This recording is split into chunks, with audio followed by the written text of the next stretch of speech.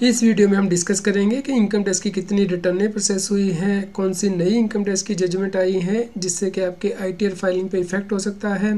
तो आप इस वीडियो को अंत तक जरूर देखें ताकि आप इनकम टैक्स की कंप्लायंस कर पाएँ। CA Satbir Singh YouTube channel पे आपका स्वागत है।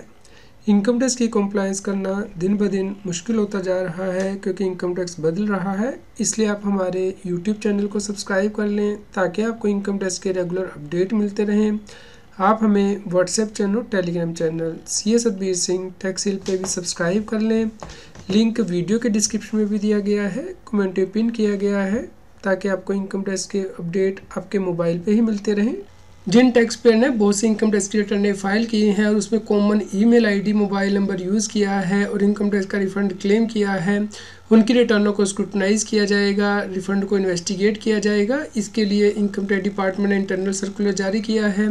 इसके ऊपर आप कंप्लीट आर्टिकल taxhill.com की वेबसाइट पे रेफ़र कर सकते हैं, जिसके ऊपर के मैंने वीडियो भी बनाई है जो कि आप हमारे channel CA Satbir Singh YouTube channel पे देख सकते हैं। दोस्तों, जिन व्यक्तियों ने आईटीआर 1 फाइल की थी उनके रिफंड बहुत देरी से आए हैं। जैसे कि आप यहाँ पे देख सकते हैं, टैक्स पेयर को रिफंड 18 अक्टूबर को आया है। यदि आपका रिफंड नहीं आया तो आपको वेट करना है, जल्द ही आपकी रिटर्न भी प्रोसेस की जाएगी।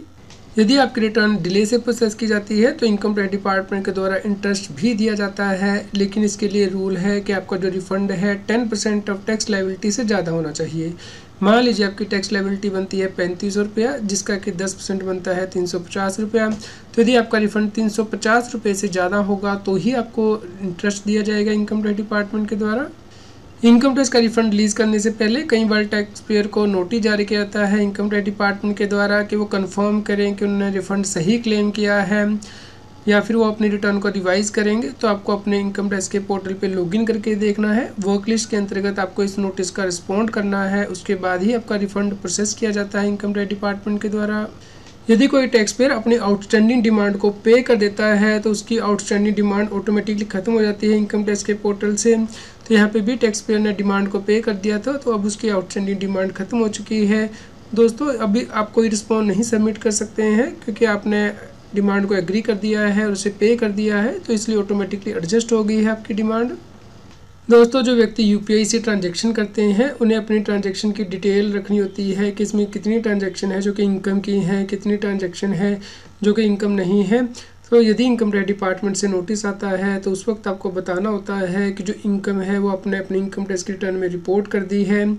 इस प्रकार आपको इंश्योर करना है कि इसके जो रिकॉर्ड है वो आप मेंटेन करके रखें कम से कम 6 साल तक, ताकि जब भी इनकम टैक्स डिपार्टमेंट से कोई नोटिस आए तो आप उसका जवाब दे पाएँ। दोस्तों, इनकम टैक्स से बहुत इंपॉर्टेंट डिसीजन आईटीटी के द्वारा दिया गया है। यदि कोई एसेट है जिसके ऊपर के बिजनेसमैन ने डेप्रिसिएशन क्लेम कर लिया है तो डेप्रिशिएबल एसेट बन जाता है। तो इसे जब सेल किया जाएगा तो इसके ऊपर किस रेट से इनकम टैक्स दिया जाएगा, इसके लिए इंपॉर्टेंट डिसीजन दिया गया है कि यदि डेप्रिशिएबल एसेट को सेल किया गया है 36 महीने से ज़्यादा होल्ड करने के बाद तो इससे जो गेन होगा वो लॉन्ग टर्म कैपिटल गेन होगा, और उस केस में जो कंसेशनल टैक्स रेट होता है लॉन्ग टर्म कैपिटल गेन के लिए वही एप्लीकेबल होगा। तो इस प्रकार आपको इस एसेट के ऊपर शॉर्ट टर्म कैपिटल गेन से टैक्स नहीं पे करना है इनकी 30%, आप लॉन्ग टर्म कैपिटल गेन मान के 20% टैक्स पे कर सकते हैं पुराने सालों के लिए। दोस्तों, ऐसा नहीं है कि आपको एक बार इंटीमेशन मिल गया तो उसे असेसमेंट माना जाता है इनकम टैक्स में। इसे हम समरी असेसमेंट कहते हैं। जैसे ही आपको इनकम टैक्स रिटर्न का इंटीमेशन मिलता है सेक्शन 143(1) का, तो उसे समरी असेसमेंट कहा जाता है। ये सिर्फ इंटीमेशन होता है जो कि फाइनेंशियल ईयर के ख़त्म होने के बाद 9 मंथ तक जारी किया जा सकता है। यानी कि असेसमेंट ईयर 24-25 के लिए 31 दिसंबर 2025 तक इनकम टैक्स की रिटर्नें प्रोसेस की जाती हैं और उसके बाद इंटीमेशन जारी किया जाता है। लेकिन इसके बाद इनकम टैक्स की रिटर्नें डिटेल में चेक की जा सकती हैं इनकम टैक्स डिपार्टमेंट के द्वारा।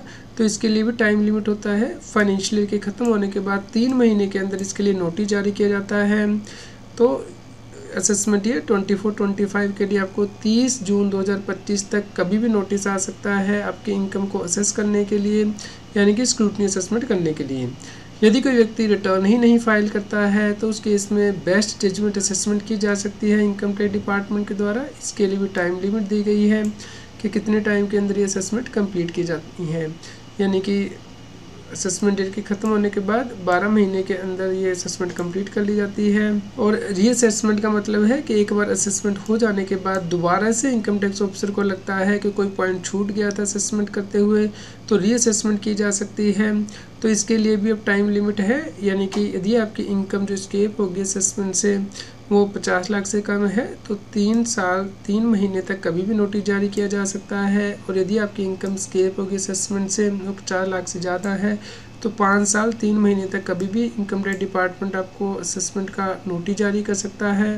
दोस्तों, यदि किसी व्यक्ति को गलत इंटीमेशन मिला है इनकम टैक्स डिपार्टमेंट से रिटर्न की प्रोसेसिंग का, तो उससे वो करेक्ट करा सकता है। इसके लिए उसे एप्लीकेशन लगानी होती है इनकम टैक्स के पोर्टल पे ही, और इसके लिए उसके पास 4 साल होते हैं, यानी कि जिस फाइनेंशियल ईयर में आपको इंटीमेशन मिला है उसके ख़त्म होने के बाद 4 साल के अंदर अंदर आप ये रेक्टिफिकेशन करा सकते हैं इनकम टैक्स ऑफिसर से। दोस्तों, इनकम टैक्स एक्ट के अंतर्गत असेसमेंट ईयर 25-26 के लिए TDS के रेट क्या होंगे, इसे इनकम टैक्स की वेबसाइट पे अपडेट कर दिया गया है। वहाँ से आप ये रेट डाउनलोड कर सकते हैं, क्योंकि रेट में चेंज हुआ है 1 अक्टूबर 2024 से। जैसा कि आप यहाँ पे देख सकते हैं कि जो कमीशन या ब्रोकरेज का TDS है वो भी 5% से अब कम करके 2% कर दिया गया है 1 अक्टूबर 2024 से।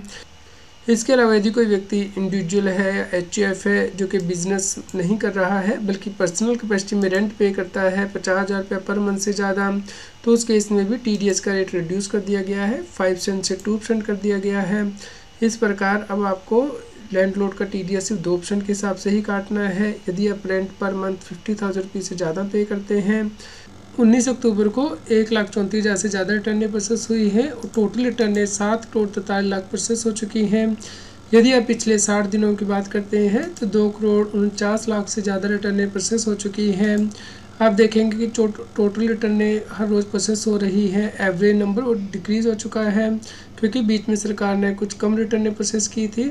यहाँ पे आप देख सकते हैं टोटल ITR वेरीफाई हुई हैं 7,78,00,000, 7,43,00,000 प्रोसेस हो चुकी हैं। तो 35 लाख रिटर्नें ऐसी हैं जो कि अभी भी पेंडिंग है प्रोसेसिंग के लिए, जिन्हें के टाइम लगेगा प्रोसेस होने में। 19 अक्टूबर तक 7,92,00,000 रिटर्नें फाइल हुई हैं और 7,78,00,000 वेरीफाई हुई हैं।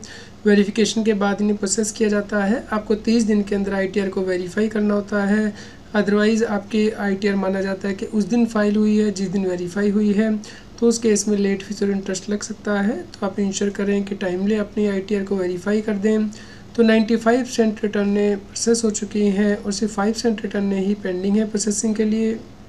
दोस्तों, इनकम टैक्स डिपार्टमेंट के द्वारा एग्जिस्टिंग इनकम टैक्स एक्ट को बदला जा रहा है और इसके लिए स्टेक होल्डर की सजेशन मांगी जा रही है। तो आप incometax.gov.in वेबसाइट पे जाके क्विक लिंक्स के अंतर्गत अपनी सजेशन दे सकते हैं। उम्मीद करते हैं आपके लिए न्यूज़ यूज़फुल रही होगी। कृपया लाइक करें और शेयर करें ताकि सभी लोगों तक ये जानकारी पहुंच पाए और वो इनकम टैक्स की कंप्लायंस कर पाएँ।